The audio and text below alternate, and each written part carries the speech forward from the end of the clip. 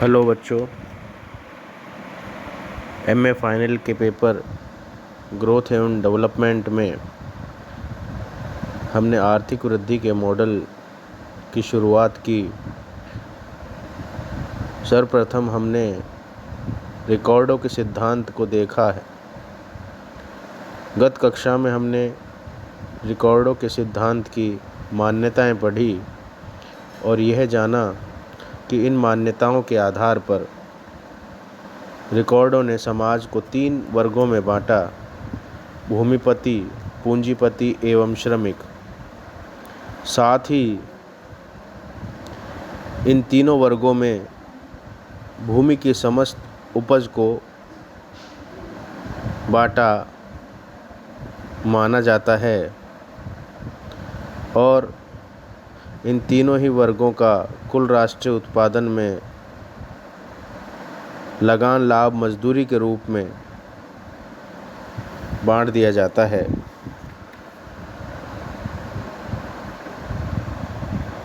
हमने कुल लगान को ज्ञात करना देखा। आज हम देखते हैं कि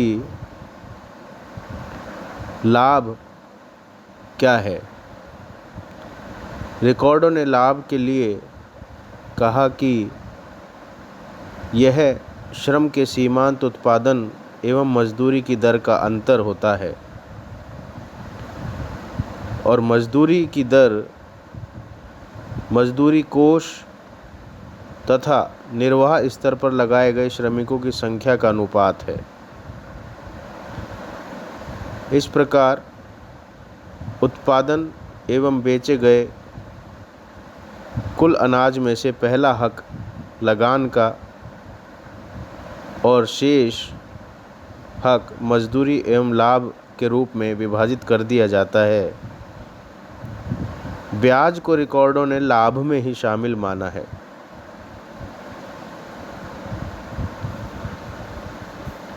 रिकॉर्डों ने अपने सिद्धांत में पूंजी संचय की प्रक्रिया को बतलाया कि किस प्रकार पूंजी संचय कैपिटल एक्युमुलेशन प्रारंभ होता है।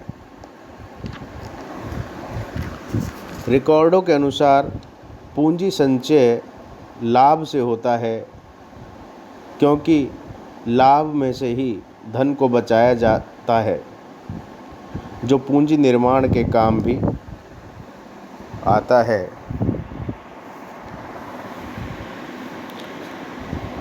रिकॉर्डो कहता है कि विकास कैसे होगा। विकास कैसे होता है, इसका जवाब देते हुए रिकॉर्डो ने बताया कि पूंजी संचय या पूंजी निर्माण ही आर्थिक विकास की कुंजी है। यदि पूंजी होगी तो विकास भी होगा तथा पूंजी संचय लाभ की मात्रा पर निर्भर करता है।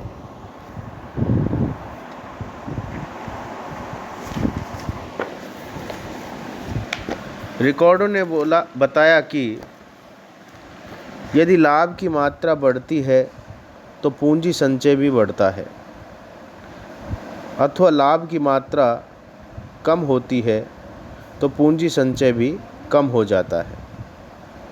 इस प्रकार स्पष्ट है कि पूंजी संचय एवं लाभ की मात्रा में प्रत्यक्ष संबंध पाया जाता है एवं यह संबंध धनात्मक संबंध भी होता है।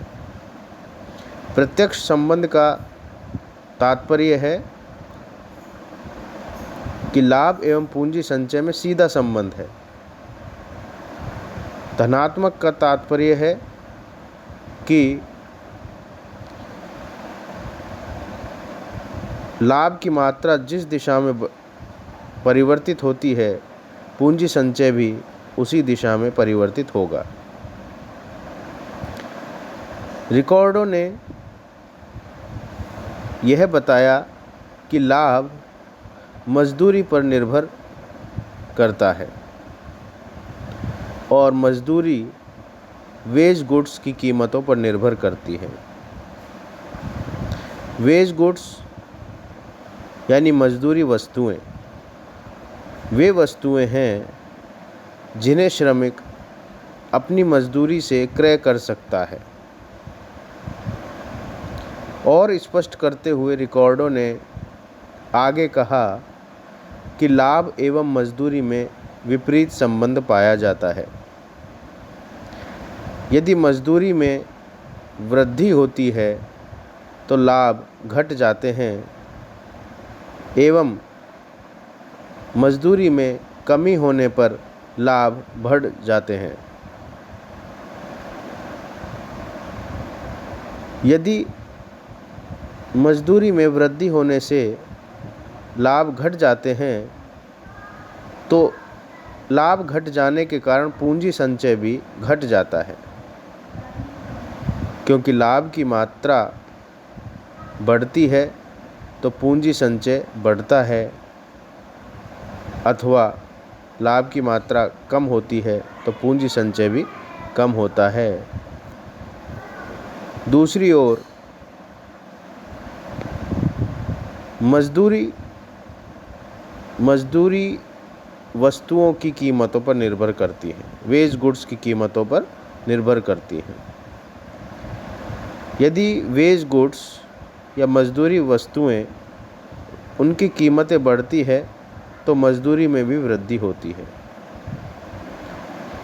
स्पष्ट है कि जब मजदूरी एवं लाभ की मात्रा में विपरीत संबंध पाया जाता है तो मजदूरी में वृद्धि होने से लाभ की मात्रा घट जाती है। रिकॉर्डो ने इन वेज गुड्स को खाद्यान्न के रूप में परिभाषित किया है और यह भी उतना ही जितना कि जीवन निर्वाह स्तर के लिए दिया जाना जरूरी होता है, अर्थात उतना खाद्यान्न दिया जाएगा जितना कि जीवन निर्वाह स्तर को बनाए रखने के लिए आवश्यक है। खाद्यान्न कीमतों के संदर्भ में रिकॉर्डो ने स्पष्ट किया कि खाद्य कीमत भूमि की उपलब्धता एवं भूमि की उत्पादकता पर निर्भर करती है।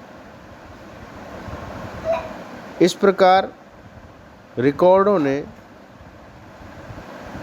विभिन्न संबंधों में अंतर संबद्धता एवं एक दूसरे पर प्रभाव को स्पष्ट किया। जैसे सारांश रूप से हम ये कहें कि पूंजी संचय ही आर्थिक विकास की कुंजी है। अब पूंजी संचय लाभ की मात्रा पर निर्भर करता है। लाभ की मात्रा एवं पूंजी संचय में प्रत्यक्ष धनात्मक संबंध पाया जाता है। इसी प्रकार लाभ मजदूरी पर निर्भर करता है। लाभ और मजदूरी में विपरीत संबंध पाया जाता है।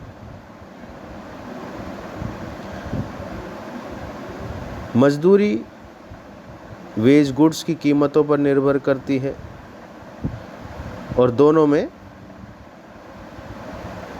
यह संबंध है कि वेज गुड्स की कीमत बढ़ती है तो मजदूरी में भी वृद्धि होती है, लेकिन लाभ घट जाते हैं। इस प्रकार की अंतर संबद्धता एवं परस्पर प्रभाव के द्वारा रिकॉर्डो ने अपने सिद्धांत को बतलाया।